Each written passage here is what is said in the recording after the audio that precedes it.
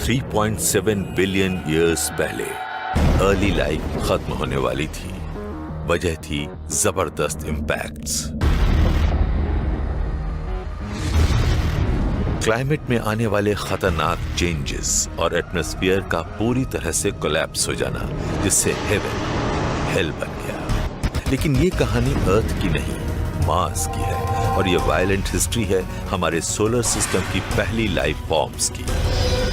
क्या ये मार्शियंस आज भी एग्जिस्ट करते हैं? क्या ऐसा हो सकता है कि वो हमारे बीच ही रह रहे हों?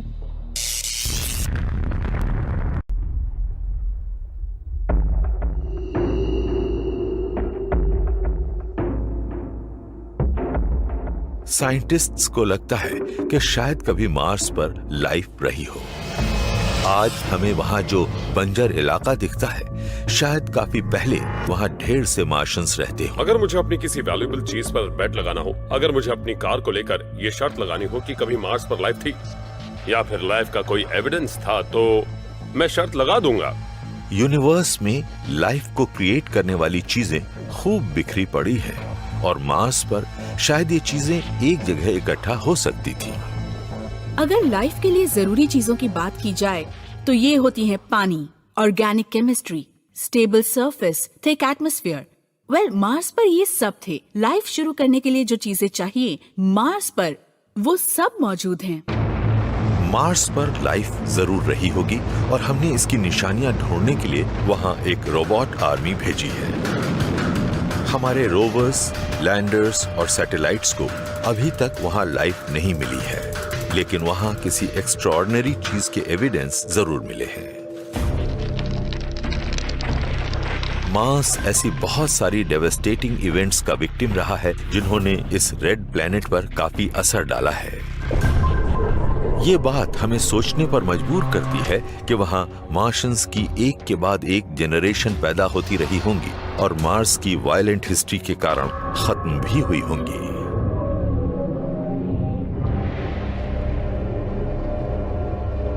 ऐसा लगता है कि मार्स पर लाइफ की शुरुआत काफी पहले ही हो गई होगी, यानी जैसे ही उसका क्रस्ट इतना ठंडा हुआ होगा कि वहां लाइफ पनप सके। इस शुरुआती लाइफ का सीक्रेट वो क्रूशियल इंग्रेडिएंट रहा होगा जो शुरुआती अर्थ पर भी मौजूद था। ड्राई और हार्श मार्स पर कभी ओशंस होते थे। लाइफ को शुरू होने के लिए चाहिए कार्बन, एनर्जी सोर्स, नाइट्रोजन जैसे न्यूट्रिएंट्स। लेकिन ये तो मार्स पर मौजूद रहे होंगे और ये अर्थ पर भी खूब मिलते हैं, लेकिन इसके लिए एसेंशियल रिक्वायरमेंट तो है लिक्विड वाटर। जरा सोचिए, 4.5 बिलियन ईयर्स पहले मार्स कैसा रहा होगा। मोल्टन रॉक के ठंडे हो जाने से एक सॉलिड क्रस्ट बना होगा, और सतह पर पानी जमा होने से शुरुआती ओशंस बने होंगे। Rain clouds steaming volcanic landscape के ऊपर से गुजरते रहते होंगे, और पानी के शैलो पूल्स में मार्शियंस पैदा होने लगे होंगे। लेकिन ये शुरुआती एलियंस हमारी साई-फाई मूवीज से ज्यादा सिंपल रहे होंगे। हम मार्स के सरफेस पर चलने वाले छोटे छोटे ग्रीन मैन या वुमेन की बात नहीं कर रहे हैं। हम बात कर रहे हैं उनसे भी छोटे, कहीं छोटे और सिंपल जीवों की, सिंगल सेल्ड लाइफ। वो जाने पहचाने से होंगे, वो अर्थ के बैक्टीरिया जैसे दिखते होंगे, छोटे, टाइनी, गोल और रॉड की शेप वाले। अगर बैक्टीरियल मार्शियन लाइफ की ये जनरेशन वाकई मौजूद थी, तो यह हमारे सोलर सिस्टम में पैदा होने वाली पहली लाइफ थी। यह अर्थ पर लाइफ के आने से बहुत पहले पैदा हो चुकी थी। मार्स के छोटे साइज की वजह से इसकी शुरुआत जल्दी हुई होगी। क्योंकि मार्स अर्थ से छोटा है, तो ये अर्थ के मुकाबले कहीं जल्दी ठंडा हो गया होगा। सोलर सिस्टम की लाइफ में काफी शुरुआत में ही मार्स अर्थ जैसा लगता होगा, जबकि अर्थ उस वक्त ऐसी नहीं थी। आइए सन के बनने के 100 मिलियन ईयर्स के बाद की बात करते हैं। शुरुआती अर्थ का सरफेस तब भी पिघला हुआ था, लेकिन मार्शियन लाइफ एक कहीं छोटी और ठंडी दुनिया में पनपने लगी होगी। मगर शुरुआती मार्शियंस को जिंदगी का मजा लेने का ज्यादा मौका नहीं मिला होगा, क्योंकि स्पेस से उनकी मौत उनकी तरफ रवाना हो चुकी थी। ये कॉस्मिक बॉम्ब इतना बड़ा था कि इसने प्लैनेट की शेप को पूरी तरह अनबैलेंस्ड कर दिया और इसके नॉर्दर्न हेमिस्फीयर को क्रश कर दिया। ज्यादातर प्लैनेट्स गोल होते हैं और आप इस बारे में ज्यादा सोचते नहीं हैं, लेकिन देखा गया है कि मार्स उतना गोल नहीं है जितना होना चाहिए। इसके सदर्न हेमिस्फीयर का एवरेज एलिवेशन नॉर्दर्न हेमिस्फीयर से ज्यादा है। इसका मतलब ये है कि अगर कोई नॉर्थ पोल से चलना शुरू करे और साउथ पोल तक पहुंचे तो वो पूरे वक्त चढ़ाई ही चढ़ता रहेगा।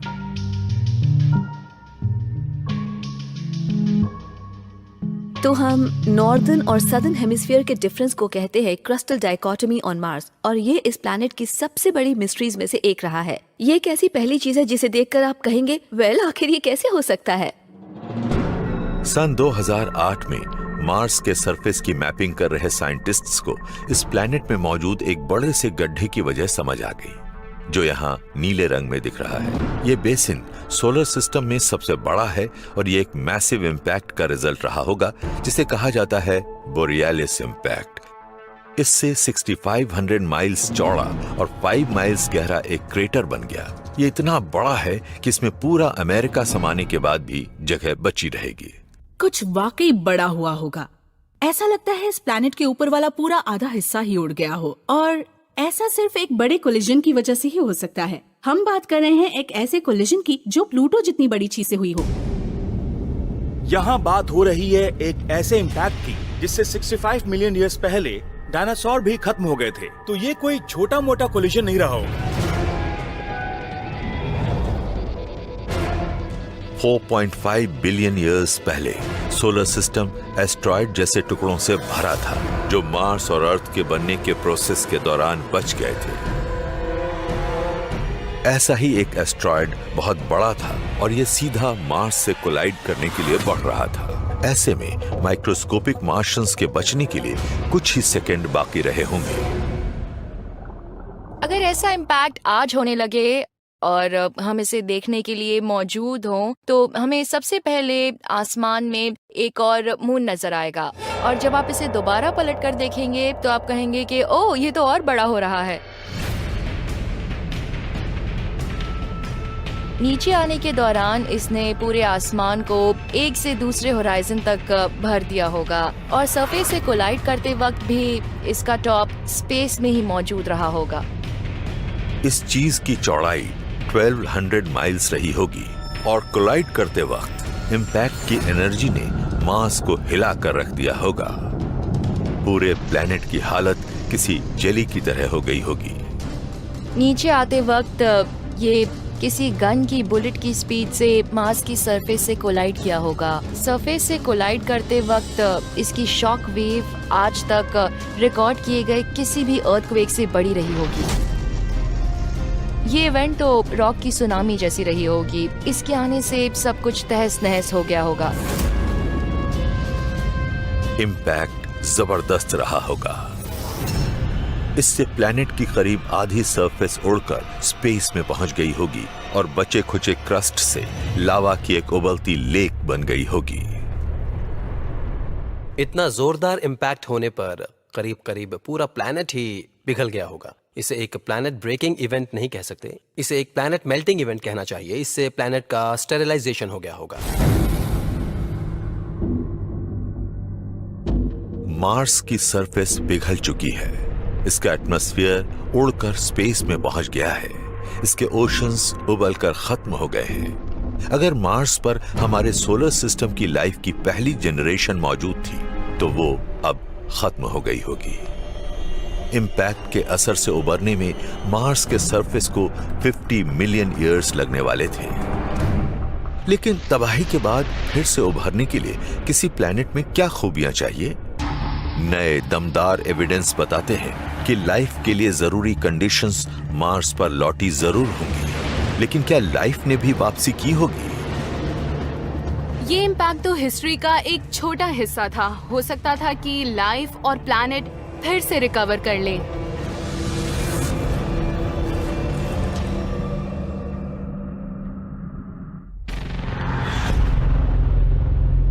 $4.5 बिलियन ईयर्स पहले प्लूटो के साइज का एक एस्ट्रॉयड इन्फेंट मार्स की सरफेस से टकराया। इससे प्लैनेट की सरफेस पिघल गई, एटमॉस्फेयर उड़कर स्पेस में पहुंच गया और ओशंस उबलकर खत्म हो गए। अगर इस प्लैनेट पर लाइफ ने अपने कदम जमाए थे तो वो भी पूरी तरह खत्म हो गई होगी। लेकिन कुछ साइंटिस्ट्स को लगता है कि ये एक्सटिंक्शन थोड़े टाइम का रहा होगा और शायद लाइफ ने यहाँ फिर से नई शुरुआत की होगी।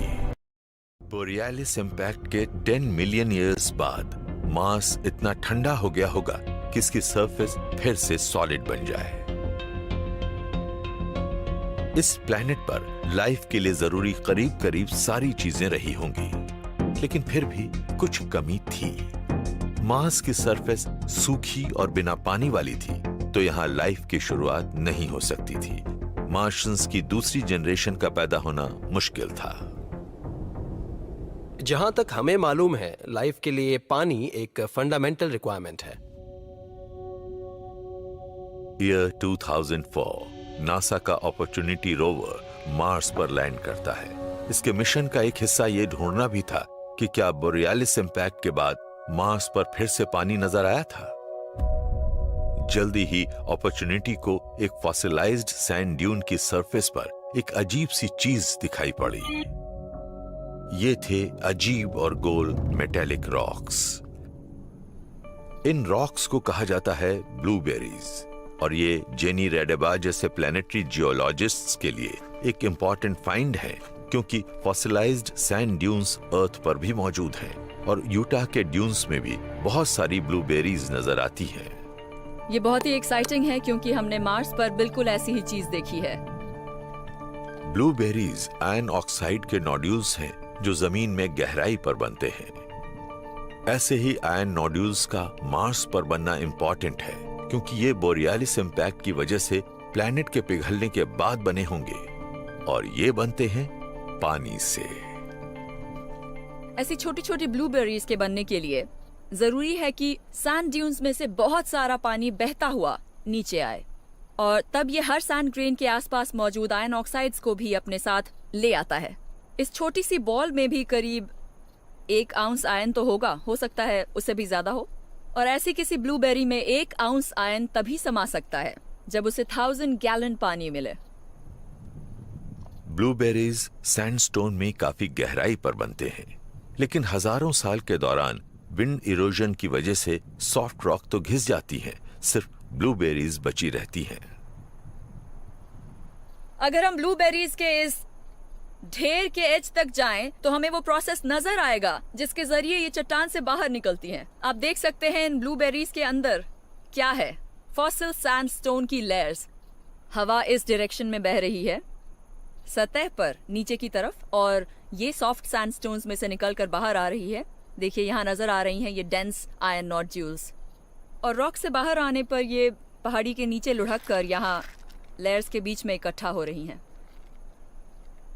हम जानते हैं कि मार्स पर भी हमें ऐसी ही कंडीशंस मिली हैं। यहाँ फॉसिल सैंड ड्यून लेयर्स हैं, यहाँ की सरफेस पर ब्लूबेरीज बिखरी पड़ी हैं, तो हम जानते हैं कि जो यहाँ हुआ है वैसा ही मार्स पर भी जरूर हुआ होगा। रॉक की सतह पर बहते पानी ने आयरन इकट्ठा किया होगा, और वहाँ तेज हवाएं भी चल रही होंगी जिनसे फॉसिल सैंड ड्यून्स घिसे होंगे। मार्स की सरफेस पर ब्लूबेरीज तभी बन सकती थी जब इस रेड प्लैनेट पर पानी होता, और इस कैटास्ट्रोफिक इम्पैक्ट के बाद इसे इसका एटमॉस्फेयर वापस मिल गया होता। सरफेस पर लिक्विड वाटर होने की वजह से लाइफ के लिए जरूरी सभी चीजें एक बार फिर मिली होंगी, ताकि मार्शियंस की एक दूसरी जनरेशन पैदा हो सके। वैली से थोड़ा ऊपर, फॉसिलाइज्ड ड्यून्स से थोड़ा आगे एक और जियोलॉजिकल फीचर है जो मार्स पर भी मिलता है, और इससे पता चल सकता है कि बोरियालिस इम्पैक्ट के बाद कितना पानी फिर से रेड प्लैनेट की सरफेस पर लौटा होगा। ये स्पेस बहुत नैरो है, पर है कमाल की। आप देख सकते हैं कि ये वॉल्स कितनी सीधी और वर्टिकल भी हैं। किसी स्लॉट कैनियन को एक्सपीरियंस करने का यही तरीका है। इस तरह की स्लॉट कैनियंस की शुरुआत अर्थ की सरफेस में छोटी क्रैक से होती है। जब टेक्टोनिक प्लेट्स शिफ्ट करती हैं, तो रॉक में जबरदस्त प्रेशर डेवलप होता है, और फिर ये 2 हिस्सों में बंट जाती है। ये यहाँ और भी गहरी है। ऊपर वाले हिस्से में तो ये क्रैक और भी नैरो है। एक हिस्से से लेकर दूसरे तक ये वॉल बिल्कुल सीधी है। ये वाकई ब्यूटीफुल है। टेक्टोनिक एक्टिविटी की वजह से सरफेस में छोटे क्रैक्स आ सकते हैं, लेकिन इन क्रैक्स को वाइड डीप कैनियंस में बदलने के लिए किसी और चीज की जरूरत पड़ती है। वहाँ पीछे जो जगह थी वो काफी नैरो थी, पर यहाँ कैनियन के निचले हिस्से में जगह काफी चौड़ी नजर आ रही है। अब यहाँ सिर्फ टेक्टोनिक एक्टिविटी ही इस क्रैक को और चौड़ा करने के लिए जिम्मेदार नहीं हो सकती, किसी और चीज की जरूरत पड़ी होगी, और शायद वो है पानी।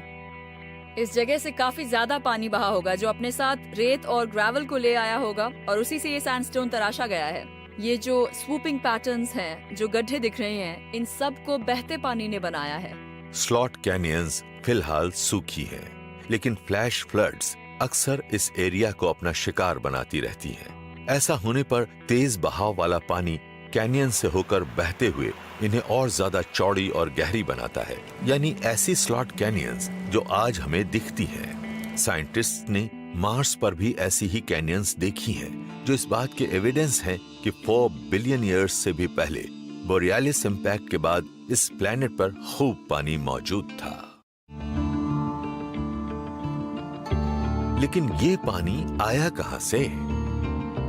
शायद ये इस प्लैनेट में ही मौजूद रहा हो। पानी काफी वॉल्यूम में मिलता है। हम जानते हैं कि अर्थ के मैंटल में काफी गहराई पर पानी मौजूद है, तो ये भी हो सकता है कि मार्स पर पानी बेशक गहराई में रहा हो और इस कैटास्ट्रॉफी के बाद भी ये बाहर आ गया होगा। अर्थ पर भी साइंटिस्ट अर्थक्वेक की साइज्मिक वेव्स का इस्तेमाल जमीन के नीचे गहराई पर मिनरल्स में दबे हुए पानी का पता लगाने के लिए करते रहे हैं। ऐसा ही कोई वाटर सोर्स शायद इम्पैक्ट के बाद वाले मार्स में हंड्रेड्स ऑफ माइल्स की गहराई पर छिपा रहा हो, और वोल्केनोज शायद इस पानी को फिर से सरफेस पर लाए हो।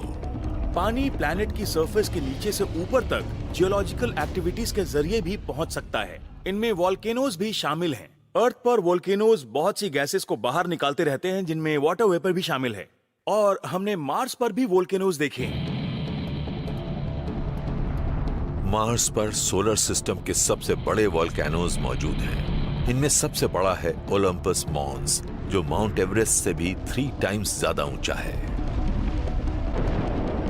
4.49 बिलियन ईयर्स पहले वोल्केनोज ने एटमॉस्फेयर में लावा उगलना शुरू किया, और फिर पानी भी। इससे खतरनाक रेन स्टॉर्म्स आए, जिनसे मार्स की सरफेस भर गई।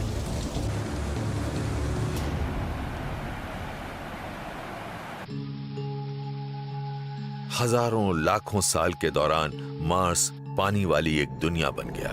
एक बार फिर यहाँ मार्शियंस की दूसरी जनरेशन के पैदा होने के लिए एकदम सही कंडीशंस बन गईं। आपको लगेगा कि जिस तरह मार्स पर एक मैसिव कोलिजन हुआ, उसके बाद तो लाइफ का खेल खत्म हो जाएगा, लेकिन शायद सिचुएशन इतनी सिंपल नहीं है। हो सकता है कि एस्ट्रॉइड के इम्पैक्ट के बाद मार्स पर लाइफ का एक नया साइकिल शुरू हो गया हो। थियरी के मुताबिक 4 बिलियन ईयर्स पहले सोलर सिस्टम में 2 प्लैनेट्स पर लाइफ मौजूद थी। क्योंकि 140 मिलियन माइल्स दूर अर्थ पर लाइफ की शुरुआत हुई ही थी, और अर्थ क्योंकि एक स्टेबल प्लैनेट था, इसलिए एक दिन यहाँ हम जैसे इंसान इवॉल्व होने वाले थे। लेकिन मार्स की सिचुएशन बिल्कुल अलग थी। मार्स रिकॉनेसेंस ऑर्बिटर से मिले एविडेंस बताते हैं कि वहां एक आइसी एपोकलिप्स का हमला होने वाला था। मार्स की दूसरी जनरेशन के लिए सर्दियां शुरू होने को थी।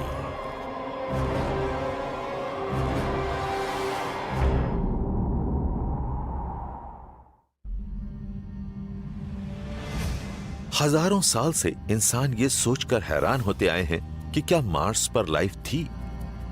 लेकिन 1960s से रेड प्लैनेट की हमारी समझ बढ़ी है, क्योंकि प्रोब्स और लैंडर्स की एक रोबोट आर्मी एक बिल्कुल नए ढंग से यहाँ के सरफेस को एक्सप्लोर कर रही है।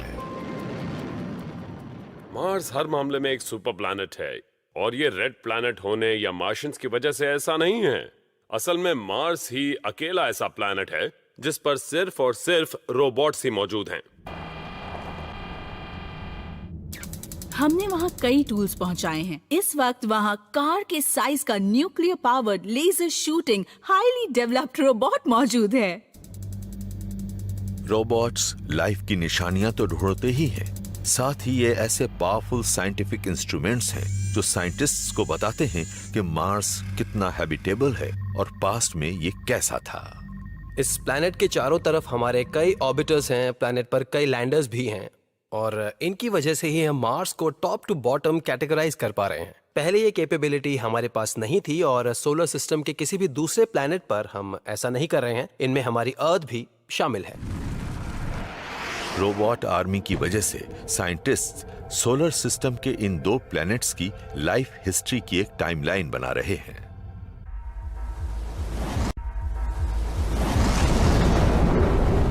$4 बिलियन ईयर्स पहले अर्थ पर सबसे पहली लाइफ की शुरुआत हुई और छोटे से मार्स पर शायद लाइफ की शुरुआत दूसरी बार हो रही थी। हो सकता है कि अर्थ से पहले ही मार्स पर लाइफ रही हो और ये वाइप्ड आउट हो गई हो और प्लैनेट पर फिर से पानी आने से ये दोबारा शुरू हुई हो। एक प्लेनेटरी कोलिजन की वजह से मार्स के एटमॉस्फेयर और ओशंस के साथ साथ लाइफ भी खत्म हो चुकी थी, लेकिन बड़े बड़े वोल्केनोज प्लैनेट की गहराई से पानी को फिर से सरफेस पर ले आए। इस वजह से शायद लाइफ की एक दूसरी जनरेशन एग्जिस्टेंस में आई होगी, लेकिन प्लैनेट में आए जबरदस्त चेंज की वजह से इन मार्शंस की लिमिट्स का पूरा इम्तिहान हुआ होगा।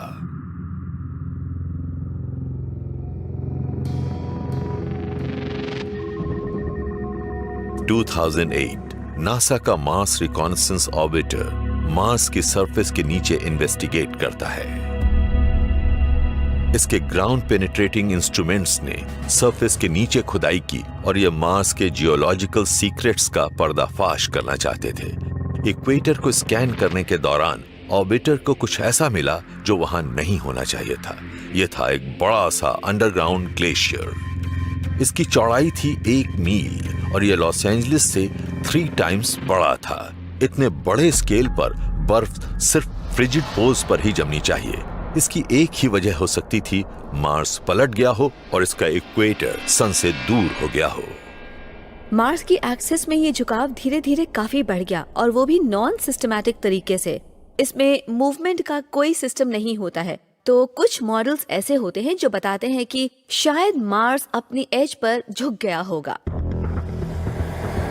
ज्यादातर प्लैनेट्स वॉबल करते हैं और वक्त वक्त पर वो इतना वॉबल करते हैं कि पलट सकते हैं, जिससे वहां सुपर विंटर्स आ सकती है।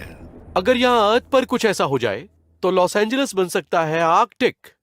अब अगर मार्स पर ऐसा कुछ हुआ होगा तो ये चेंज कितना बड़ा रहा होगा। हमें रोजाना आसमान में सन देखने की आदत है, इससे गर्मी मिलती है, काफी पानी भी है। लेकिन अगर कोई प्लैनेट झुकने लगेगा तो सन आसमान में उतनी ऊंचाई पर नहीं दिखेगा। फिर शायद आपको 6 महीने तक उगता सन दिखे ही नहीं और पानी भी जमकर सॉलिड बन जाएगा। 3.9 बिलियन ईयर्स पहले मार्स शायद 80 डिग्री तक झुक गया हो। सर्दियों का टेम्परेचर -87 डिग्री सेल्सियस तक गिर गया हो। जैसे जैसे पोलर आइस शीट बढ़ी होंगी, मार्स पूरी तरह जम गया होगा। तो क्या वहां मार्शियंस अब भी हो सकते हैं? लाइफ की बायोकेमिस्ट्री को ड्राइव करने वाला पानी छोटे बैक्टीरिया के अंदर जमता है, आइस क्रिस्टल्स बनते हैं और उनके मार्शियंस के सेल वॉल्स को पंचर करने से उनकी मौत हो गई होगी। हर 1,20,000 ईयर्स में मार्स का टिल्ट बदलता रहता है और इसीलिए बार बार मार्शियंस भी कभी बर्फ में जमते हैं तो कभी उससे आजाद हो जाते हैं। अगर मार्स पर लाइफ की कोई दूसरी जनरेशन होगी तो वो बुरी हालत में होगी।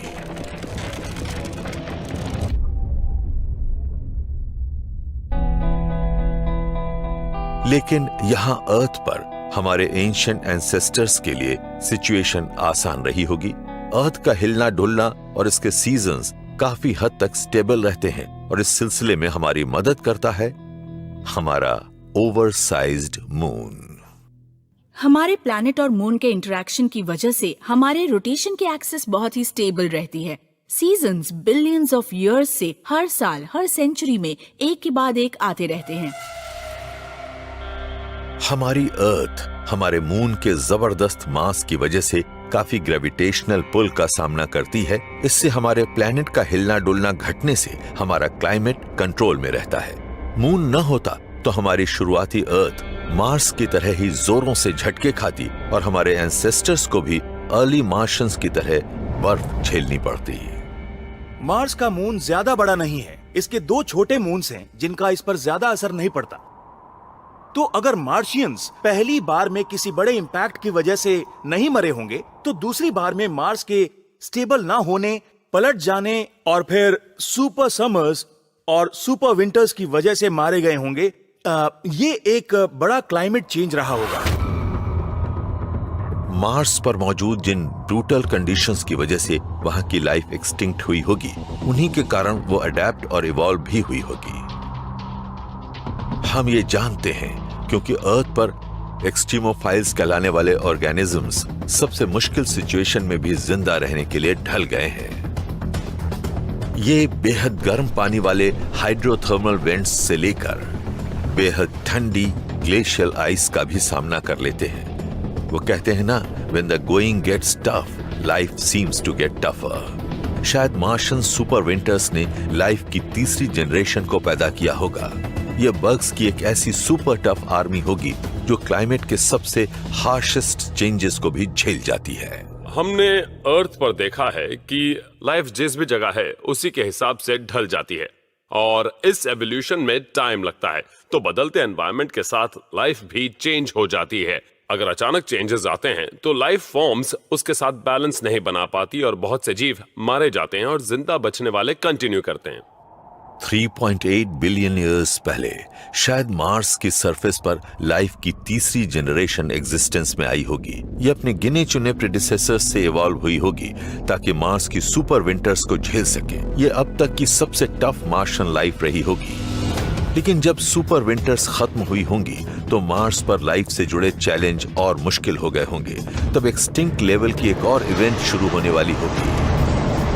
तब मार्स का एटमॉस्फेयर ही खत्म हो गया होगा। तो क्या इस इवेंट से मार्शियंस का सफाया हो सकता था?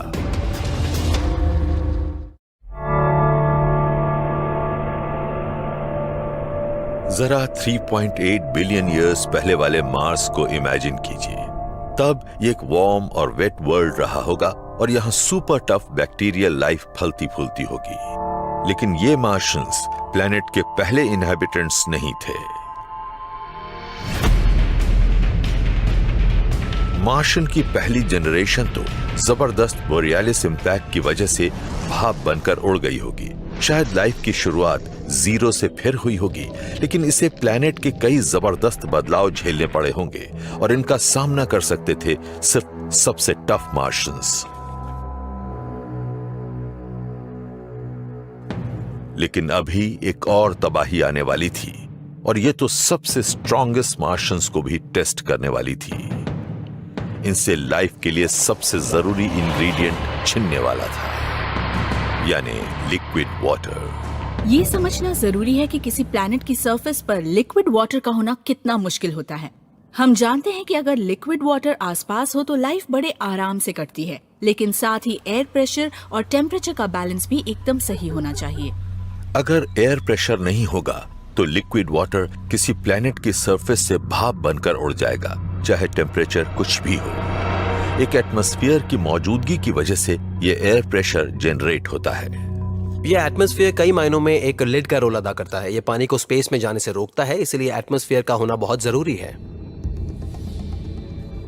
3.7 बिलियन ईयर्स पहले अर्थ पर गर्म पानी वाले ओशंस और एक थिक एटमॉस्फेयर मौजूद था, लेकिन मार्स पर तीसरी एक्सटिंक्शन लेवल की इवेंट रफ्तार पकड़ रही थी। एटमॉस्फेयर धीरे धीरे गायब हो रहा था और मार्स के ग्रेट ओशंस स्टीम बनकर उड़ने लगे थे। अब दोनों ही प्लैनेट्स की किस्मत उनके मैग्नेटिक कोर्स की ताकत पर टिकी हुई थी।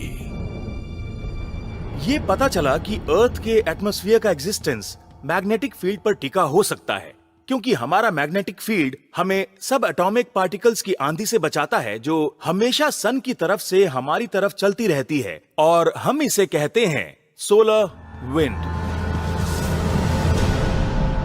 और अगर हमारे पास इन पार्टिकल्स को आराम से कैच और डिफ्लेक्ट करने के लिए एक मैग्नेटिक फील्ड ना होता तो वो सीधे अर्थ के एटमॉस्फेयर से टकराते। मैग्नेटिक फील्ड सोलर विंड्स को सीधे हमारी तरफ आने से रोकता है। अगर हम इस प्रोटेक्शन को गंवा दें तो इस प्लैनेट के लिए खतरा बढ़ जाएगा। अर्थ का मैग्नेटिक कोर 3.45 बिलियन ईयर्स तक काफी स्ट्रांग बना रहा और बेहद गर्म पिघला हुआ आयन प्लैनेट के अंदर ही किसी लावा लैंप की तरह बार बार उलटता पलटता रहा। घूमता हुआ आयन बिजली पैदा करता है और उससे पैदा होने वाली एक मैग्नेटिक शील्ड हमारे एटमॉस्फेयर को सोलर विंड से बचाती है। 3.8 बिलियन ईयर्स पहले मार्स का एक पिघला हुआ कोर और एक मैग्नेटिक फील्ड था, लेकिन किसी वजह से ये शील्ड खत्म हो गई। क्या मार्स का छोटा सा पिघला हुआ कोर इतना ठंडा हो गया कि इनएक्टिव हो गया, या फिर किसी और चीज से मार्शियन लाइफ के इस तीसरे एक्सटिंक्शन की शुरुआत हुई? एक नई और कंट्रोवर्शियल थ्योरी इसके लिए एंशिएंट बोरियालिस इंपैक्ट को जिम्मेदार मानती है। इतने बड़े इम्पैक्ट की वजह से कई तरह के टेम्परेचर्स पर असर पड़ सकता है, अंदर वाले गर्म कोर से लेकर बाहर वाले ठंडे मैंटल तक पर। जिस इम्पैक्ट की वजह से मार्शियन लाइफ की फर्स्ट जनरेशन खत्म हुई, उसी के कारण प्लैनेट ज्यादा गर्म भी हुआ और आउटर मैंटल का टेम्परेचर बढ़ गया। फिर प्लैनेट के अंदर वाले हिस्से की हीट घटने लगी और मेटल्स का घूमना भी धीरे धीरे रुक गया। अगर टेम्परेचर घटने लगता है तो उसके लिए इतने स्ट्रॉन्ग मैग्नेटिक फील्ड को ड्राइव करना भी मुश्किल हो जाता है। मिलियंस ऑफ ईयर्स के दौरान मार्स के मैग्नेटिक फील्ड ने काम करना बंद कर दिया। जैसे ही मार्स का मैग्नेटिक फील्ड नहीं रहा, इसके लिए अचानक सोलर विंड का खतरा बढ़ गया। सोलर विंड मार्शियन एटमॉस्फेयर को खत्म करके उड़ा सकती थी।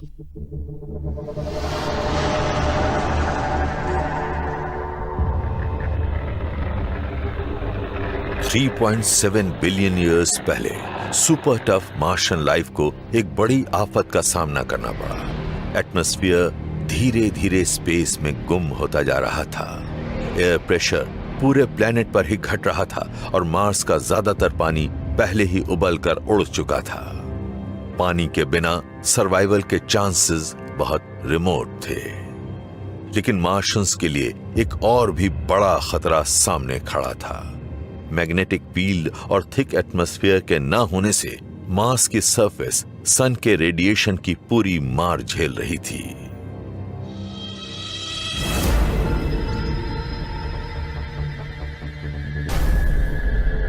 ऐसे में सरफेस पर मौजूद किसी माइक्रोब को बहुत मामूली एटमॉस्फेयर से ही काम चलाना पड़ता है। पानी नहीं होता, सन की जबरदस्त अल्ट्रावायलेट लाइट होती है और पार्टिकल्स हर वक्त टकराते रहते हैं। मार्शियंस पर सोलर विंड से रेडिएशन का बॉम्बार्डमेंट होता रहा होगा। इससे उनके डीएनए फट गए होंगे। बिना एटमॉस्फेयर के प्लैनेट का सरफेस स्टेरिलाइज हो जाता है। मार्स के कोर के इनएक्टिव हो जाने के कारण इस प्लैनेट की जियोलॉजी को बर्बाद कर दिया होगा। हो सकता है कि यह मार्स के खत्म होने की शुरुआत ही हो। जब कोई प्लैनेट जियोलॉजिकली दम तोड़ देता है तो ये बायोलॉजिकली भी जिंदा नहीं रह पाता। किसी प्लैनेट के लिविंग सिस्टम्स को बायोलॉजिकल तरीके से गवर्न और ड्राइव करने के लिए भी जियोलॉजिक प्रोसेसेस की जरूरत होती है। अगर कोई प्लैनेट जियोलॉजिकली एक्टिव होता तो उसका अपना एक साइकिल होता है जो उसे लाइफ को सस्टेन करने और एलिमेंट्स प्रोवाइड करने में मदद करता है। जब कोई प्लैनेट जियोलॉजिकल प्रोसेस की अपनी एबिलिटी गंवा देता है तो वो लाइफ सस्टेन नहीं कर सकता। 3.8 बिलियन ईयर्स पहले मार्स का मैग्नेटिक कोर इनएक्टिव होने लगा। इस प्लैनेट ने अपने मैग्नेटिक फील्ड, अपने एटमॉस्फेयर और सरफेस पर मौजूद लिक्विड वाटर गंवा दिए, जिससे मार्शियन बैक्टीरिया के लिए जिंदा रहना मुश्किल हो गया। लेकिन क्या यह वाकई मार्शियन लाइफ का अंत था?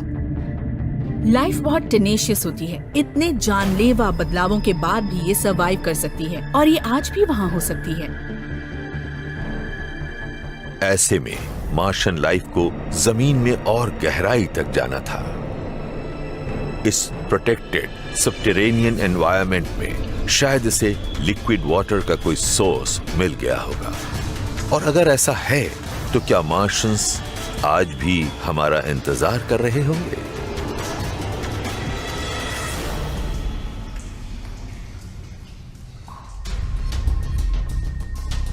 (1960s) से ही रोबोटिक प्रोब्स और लैंडर्स मार्स की सरफेस पर लाइफ के साइंस ढूंढते रहे हैं।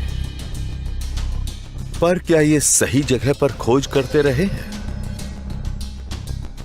अगर मार्शियन लाइफ की चौथी जनरेशन आज भी जिंदा है तो कई साइंटिस्ट्स को लगता है कि उसे जमीन में काफी गहराई पर ढूंढना पड़ेगा। मार्स के सरफेस के नीचे शायद लाइफ के लिए जरूरी सारी कंडीशंस मौजूद हो। वहां शायद लिक्विड वाटर हो और वहां शायद इंटेंस रेडिएशन से भी बचाव हो जो सरफेस पर झेलना पड़ता है।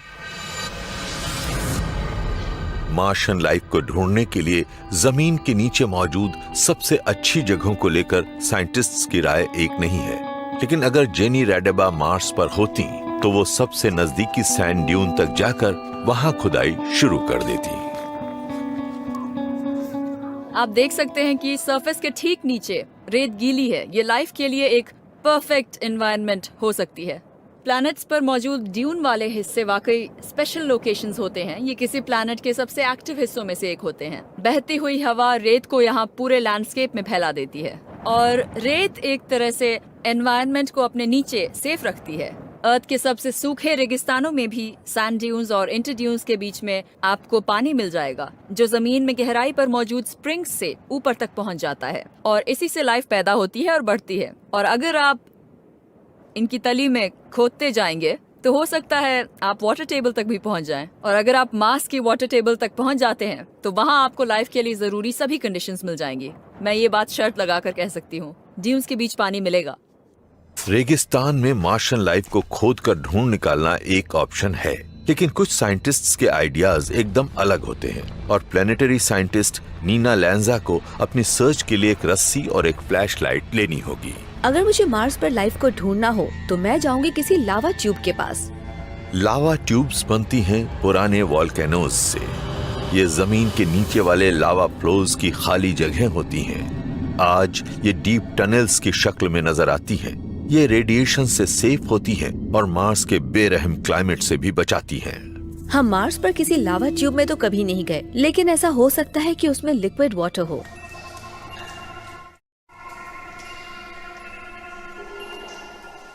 ये हमेशा थोड़ा बहुत प्रेशर झेलती रहती हैं। इन पर काफी मटेरियल मौजूद होता है क्योंकि ये अंडरग्राउंड है, इसलिए इन पर एडिशनल प्रेशर होता है। ये थोड़ी ज्यादा गर्म भी हो सकती हैं क्योंकि मार्स पर अब भी कुछ न कुछ इंटरनल हीट होगी। हालांकि ये अर्थ के मुकाबले ज्यादा तेजी से ठंडा हुआ है, तो इस एनवायरनमेंट में कुछ मॉइस्चर हो सकता है, थोड़ी गर्मी हो सकती है। आप रेडिएशन से बच सकते हैं। मेरे ख्याल से कोई मार्शियन माइक्रोब यहाँ बहुत खुश रहेगा।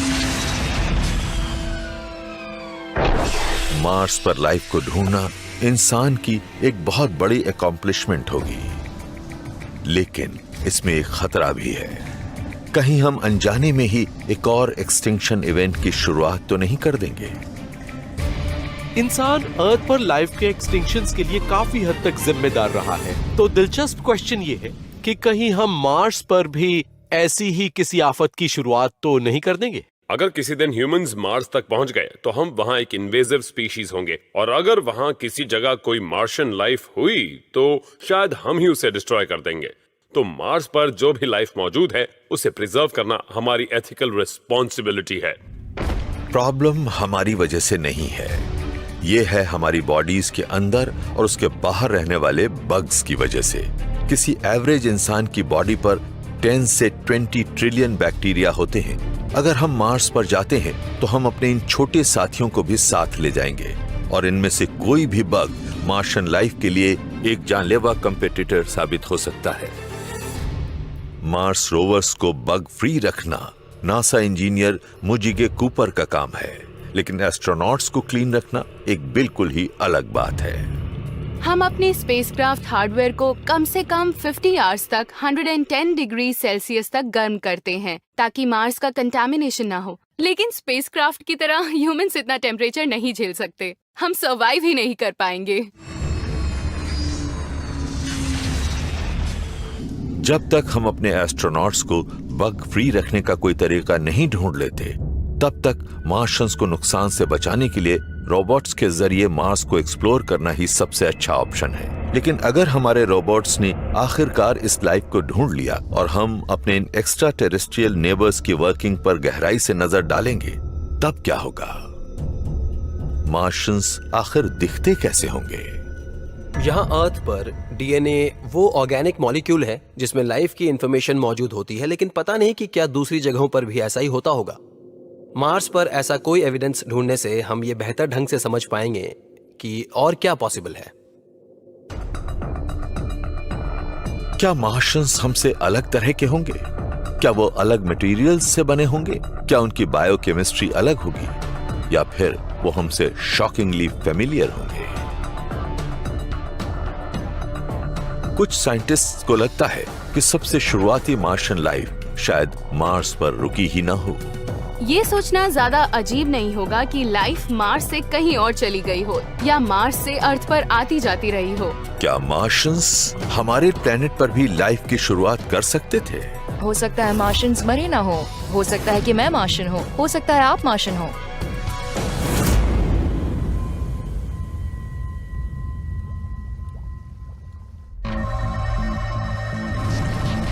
हमने मार्स तक एक रोबोट आर्मी भेजी है और इसे जो मिला है वो सरप्राइजिंग है।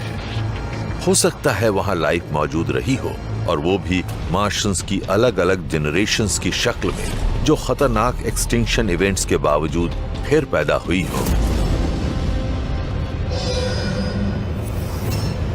मार्स की सरफेस के नीचे लाइफ अब भी मौजूद हो सकती है। एक और पॉसिबिलिटी है जो सचमुच बहुत सरप्राइजिंग है। मार्शियंस सिर्फ मार्स पर ही छिपे हुए नहीं हैं, वो तो यहाँ अर्थ पर भी खूब फल फूल रहे हैं। मैं भी एक मार्शियन हो सकती हूँ, आप भी मार्शियन हो सकते हैं। हम किसी और प्लैनेट से हो सकते हैं। हम लाइफ फॉर्म्स के तौर पर पहले ही ट्रैवल करके 2 प्लैनेट्स पर शायद रह चुके हों, एक स्पीशीज के तौर पर नहीं, पर हो सकता है हमारे एंसेस्टर्स दूसरे प्लैनेट से आए हों, और ये बात माइंड ब्लोइंग है। हमारे एंसेस्टर्स मार्शियंस हो सकते हैं। एक पुरानी थ्योरी पैंस्पर्मिया से जुड़ा एक नया आइडिया हो सकता है। इस थ्योरी के मुताबिक अर्थ पर लाइफ तब शुरू हुई जब एलियन बैक्टीरिया से भरी एक स्पेस रॉक अर्थ पर गिरी, और आज हमें नजर आने वाली हर जिंदा चीज, जिसमें हम भी शामिल हैं, इन्हीं कॉस्मिक बैक्टीरिया से इवॉल्व हुई। पैंस्पर्मिया का आइडिया यूं तो कई सेंचुरी से मौजूद है, लेकिन जब साइंटिस्ट्स को यह पता चला कि अर्थ पर लाइफ पास्ट की तरफ 4 बिलियन ईयर्स पीछे सस्टेन्ड एस्ट्रॉयड अटैक के अंत वाले दौर में लौट सकती है, तो इसे फिर से बढ़ावा मिला और इसे कहा गया late heavy bombardment. Outer solar system में बहुत सारी चीजें होती हैं, कॉमेट्स, एस्टेरॉइड्स, एटसेट्रा। ये इनर सोलर सिस्टम में आती हैं और प्लैनेट से टकराती हैं। पुरानी सोच ये कहती है कि अर्थ से टकराने वाली चीजें वो बचा खुचा मलबा थीं जो सोलर सिस्टम के बनने के बाद बच गया था। लेकिन एक कंट्रोवर्शियल आइडिया ये है कि ये स्पेस रॉड्स असल में मार्स के टुकड़े थे जो बोरियालिस बेसिन इम्पैक्ट के बाद उड़े थे, जब एक बड़ी सी चीज मार्स से टकराई थी। इस चीज की टाइमिंग बोरियालिस बेसिन इम्पैक्ट से अच्छी तरह मेल खाती है। अगर आप कैलकुलेट करें कि स्पेस में कितना मलबा उड़ा होगा और ये इवेंट कब हुई होगी, तो मार्शियन जियोलॉजिक रिकॉर्ड के मुताबिक ये लेट हैवी बम्बार्डमेंट से मेल खाती है।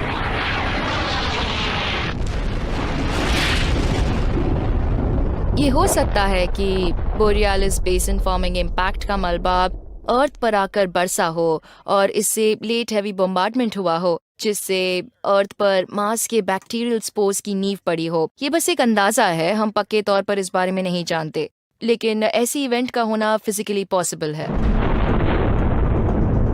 तो क्या बोरियालिस इम्पैक्ट की वजह से बहुत छोटे मार्शियंस स्पेस में उड़कर अर्थ तक पहुंचे थे? ये बात अजीब लगती है, लेकिन साइंस के पास एविडेंस है। हम जानते हैं कि सिंपल लाइफ काफी टफ है। ये स्पेस के कोल्ड वैक्यूम में भी सरवाइव कर जाती है, और बोरियालिस इम्पैक्ट की टाइमिंग भी अर्थ पर शुरुआती ऑर्गेनिज्म के पनपने के टाइम से मेल खाती है। हम ये जानते हैं कि मार्स से निकलने वाले रॉक्स अर्थ तक पहुंच सकते हैं, क्योंकि ये आज भी अर्थ पर लैंड करते रहते हैं। बतौर साइंटिस्ट मैंने जो कमाल का काम किया है वो है मार्स के एक पीस को अपने हाथ में पकड़ना। हमारा ऐसा कोई मिशन नहीं गया जो मार्स से सैंपल लेकर लौटा हो, तो हमें एक अलग तरीका अपनाना पड़ा। हमारे पास ऐसे मीटराइट्स हैं जो 100% मार्स के टुकड़े हैं। ये ह्यूज कोलिजन्स के दौरान मार्स से टूटकर अर्थ पर आ गिरे थे। मार्शियंस की 4 अलग अलग जेनरेशंस, इनमें से हर एक को एक अलग तरह की प्लेनेटरी कैटास्ट्रोफी झेलनी पड़ी, लेकिन तमाम मुश्किलों के बावजूद मार्शियंस आज भी जिंदा हो सकते हैं। शायद ये अर्थ पर भी फल फूल रहे हों। अगर लाइफ वाकई इतनी ब्रेव हो सकती है कि वो खत्म होने के बाद फिर से बार बार वापस आती रहे, तो इससे मैं लाइफ के एवोल्यूशन को लेकर काफी होपफुल हूँ। इससे पता चलता है कि बेशक इंडिविजुअल्स नाजुक हों, लेकिन लाइफ अपने आप में टफ है, वो नाजुक नहीं है। फिलहाल तो हम बस स्पेकुलेट ही कर सकते हैं, जब तक कि फ्यूचर जनरेशंस के हाथ एक्स्ट्रा टेरेस्ट्रियल लाइफ का पहला सैंपल न लग जाए।